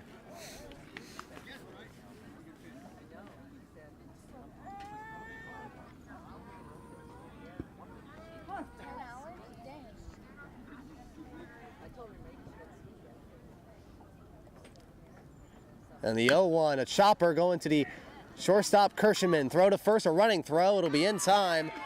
It'll be a 1-2-3 inning by Brady Hinckley to end the top of the 7th. No runs, no hits, no errors. And nobody left on. As Monroe, they have one last chance here. They need 2 to tie it and 3 to walk off against Lake Stevens here in the bottom of the 7th inning. And Xander Fogel, as it'll be Keegan Veely, Luke Klein, and Andrew Haight, the 2, 3, and 4 hitters, who will try to get the job done in the bottom of the 7th. As once again, it is Lake Stevens 5, Monroe 3 as we go into the bottom of the 7th inning.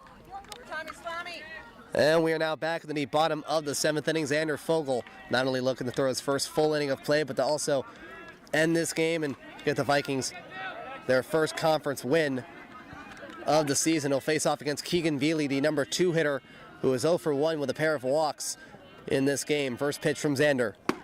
Inside, ball 1. They'll face off against Keegan Veely, Luke Klein, and Andrew Haight. We'll start off the bottom of the 7th. And the 1-0 outside, ball 2.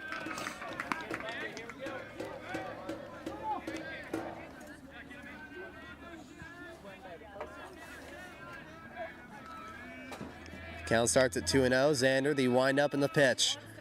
Strike 1 looking.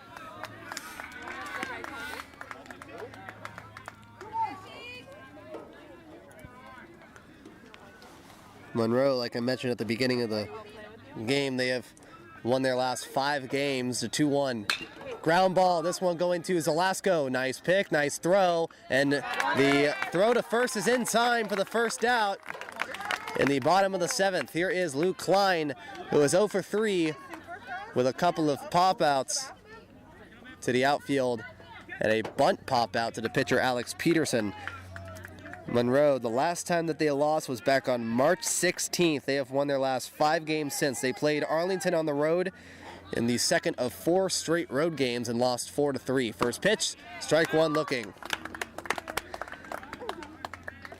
And since then, they have been doing very well. The games, they have been getting the gaps, the scoring gaps have gone wider and wider since then. And the 0-1, Klein tried to bunt for it, couldn't do it. Strike 2. Count is 0-2. They started. They played and beat Mount Lake Terrace and Shorecrest 6-3, 5-0. They played Shorewood and shut them out 6-0. The 0-2 by Xander, fly ball. This one going on the right. This one caught by the right fielder, Caden Pattison. A laser that went to the left a little bit if you're looking at Pattison's direction, and it'll be the second out in the bottom of the 7th. Here is Andrew Haight, the catcher. 0 for 2 with an RBI ground out to Zelasco, then hitting that 6-4 3-double play, and then was walked in the 5th. So then going in the conference play, they beat Glacier Peak 9-1 and 8-6. First pitch at ball 1 low. While Lake Stevens, they went in the conference play with a 3-game winning streak and lost their first 2 games to Jackson, the 1-0. Strike one looking. And are looking to try and start a new one here on a partly cloudy Monday afternoon here at Monroe High School, April 1st, 2019. Count is even at 1-1. Xander the pitch. In the dirt. Ball 2 to Tommy. Nice stop by Lindgren.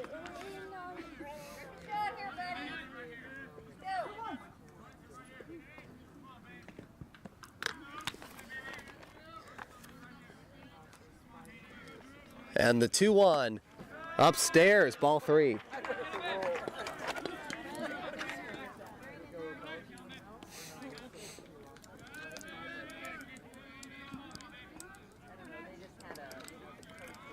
Three balls and 1 strike. Fogel to pitch. Ball 4. And Monroe gets a base runner on the bottom of the 7th inning. It is the second time this afternoon that Haight has been walked. Here is Ryan Lynch, who struck out swinging to end the bottom of the 5th inning.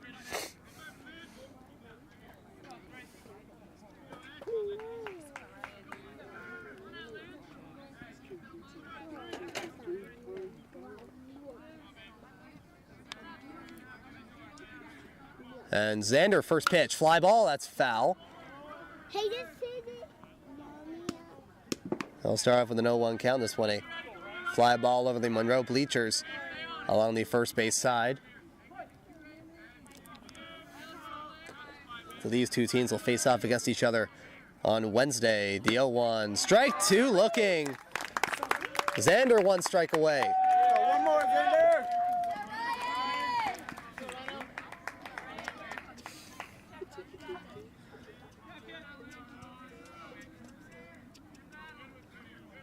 0-2, Xander.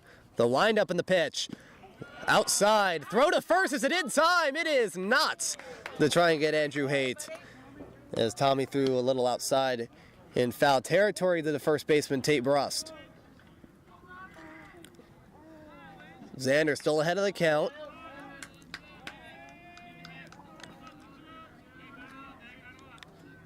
One and two, Xander. Swing and a miss, strike 3. And for the first time in conference play, this one belongs to the Lake Stevens Vikings. The final score, Lake Stevens 5, Monroe 3. The Vikings, not only do they get their first conference win of the year, they also snap Monroe's 5-game winning streak dating back to March 16th. The winning pitcher, Alex Peterson, an undefeated 2-0. The losing pitcher, Chase Sager, with a .500 record of 1-1. Monroe 6-3 with a 2-1 record in conference play. While for the Lake Stevens Vikings, they are also 6-3 with a record of 1-2 in conference play. The next 2 games, in the next game, my mistake, not the next 2 games, but the next game for both these teams, they'll face off against each other on Wednesday, as the Vikings will play here at Lake Stevens High School against this same Monroe Bearcats team. And then, I guess now we're talking about the next game afterwards, they'll play against Kamiak at 6 p.m. on Friday, April 5th. While for Monroe, they will play at Lake Stevens High School on Wednesday, April 3rd, same thing as earlier. And then on Friday, April 5th, they'll play against the Mount Vernon Bulldogs to start their 3rd series in conference play. Again, the final score, Lake Stevens 5, Monroe 3 at 6:08 p.m. My name is Payne Patchett. You have been listening to Lake Stevens Vikings Varsity Baseball.